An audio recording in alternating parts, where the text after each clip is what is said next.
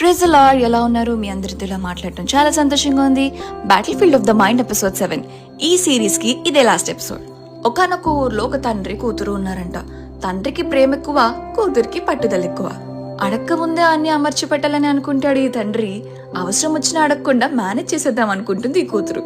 ఒక రోజు పొద్దున్నే వాళ్ళ ఇంట్లో ఉన్న వాటర్ ట్యాప్ పాడైపోయి అందులోంచి వాటర్ లీక్ అవడం స్టార్ట్ అవుతూ ఉంటుంది.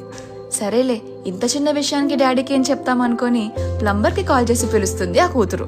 గంట అవుతుంది, 2 గంటలు అవుతుంది, 3 గంటలు అవుతుంది. ఇంకా ఆ రోజు వస్తుందన్న టైంకి ఆ ప్లంబర్ కాల్ చేసి అమ్మా ఈ రోజు నాకు రావడం కుదరదని సింపుల్ గా చెప్పి కాల్ కట్ చేస్తాడు. ఇంకా చేసేదేం లేక ఆ కూతురు ఆ ట్యాప్ వైపు చూసి అనుకుంటూ ఉంటుంది కదా, ఈ వాటర్ ఫ్లోని ఇంకెవరూ ఆపలేరు, ఈ ట్యాప్ కండిషన్ ప్రస్తుతానికి ఇలానే ఉంటుంది, రేపు ప్లంబర్ వచ్చేదాకా ఇంకా వెయిట్ చేయాల్సిందే అని తనలో తాను మాట్లాడుకుంటూ ఉంటుంటే పక్క నుంచి వింటూ ఉంటారు ఆ డాడీ.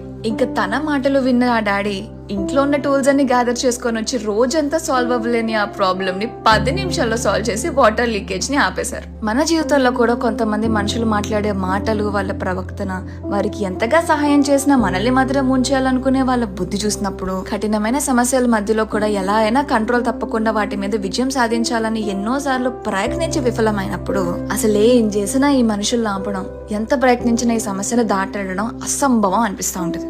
అలాంటి నిస్సహాయమైన పరిస్థితుల్లో మీరు కూడా ఉన్నారా? అయితే సంతోషించండి. ఎందుకంటారా, తన వల్ల కాదని కూతురు పక్కకి తప్పుకున్నప్పుడు స్వయంగా డాడీ సీన్ లోకి ఎంటర్ అయి పైపు సెట్ చేసినట్టు, మన వల్ల కాదని మనం కూడా పక్కకు తప్పుకున్నప్పుడు స్వయంగా మన డాడీ సీన్ లోకి ఎంటర్ అయి ప్రాబ్లమ్ ని సెట్ చేస్తారు. పైపుల్ని సెట్ చేయడానికి ప్లంబర్ ఉంటే సరిపోతుంది, కానీ మనల్ని అదే పనిగా వేధిస్తున్న ఆ ప్రజల్ని, ప్రాబ్లమ్స్ ని సెట్ చేయడానికి మన అంతంత మాత్రం ఎక్స్పీరియన్స్ ఏం సరిపోతుంది చెప్పండి. ఇశ్రాయేలు ప్రజలు చూడండి, అన్ని సంవత్సరాలు బానిసత్వం అనుభవించిన తర్వాత కూడా ఏం మాట్లాడకుండా ఐగుప్తుల నుండి బయటకు వచ్చేసారు. ఆయన టైంలో డాడీ సీన్ లో ఎంటర్ అయ్యారు. సైలెంట్ గా శత్రువులందరినీ సముద్రంలో కలిపేశారు. మన చుట్టూ ఉన్న పరిస్థితులు ఎలా మారిపోయినా, మనుషులు మనల్ని ఎలాంటి మాటలతో నిందించినా సైలెంట్ గా మన పని మనం చేసుకొని వెళ్ళిపోవడం అనే ఆర్ట్ ని మనం అందరం ప్రాక్టీస్ చేయాలి. కొన్ని పోరాటాలు మనం ఎంత పట్టుదలతో పోరాడినా వాటిని ఫిక్స్ చేయడం మన చేతిలో ఉండదు.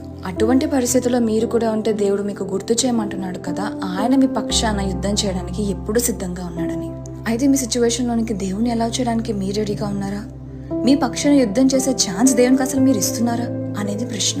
మీరు సైలెంట్ గా కూర్చొని మీ పక్షాన మీ డాడీని యుద్ధం చేయనివ్వండి, పైపులు ఫిక్స్ చేసినంత ఈజీగా ప్రజల్ని, ప్రాబ్లమ్స్ ని ఫిక్స్ చేసేస్తారు.